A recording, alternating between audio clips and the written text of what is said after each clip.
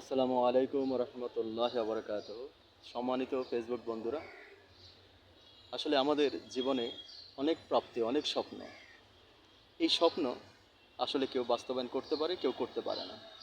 তাই বলে কি এই জীবন থেমে থাকে? থেমে থাকে না। এই জীবনটাই একটা যুদ্ধ।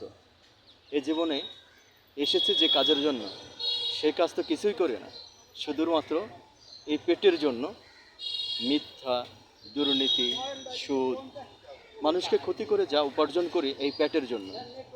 আসলে মানুষ সাধারণত খারাপ নয়, মানুষকে দুইটা জিনিস খারাপ করে। একটা হলো শয়তান, আরেকটা হলো শয়তান মানুষের অন্তরে প্রবেশ করে সেই মানুষগুলোকে খারাপ করে। এটাই বাস্তব কথা। তো আমরা সৎ পথে চলবো, সত্য কথাই বলবো, এবং আমরা দিনের সাথে থাকবো।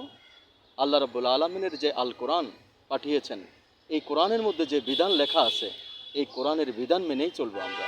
মানুষের বানানো সংবিধান নিয়ে আমরা চলবো না।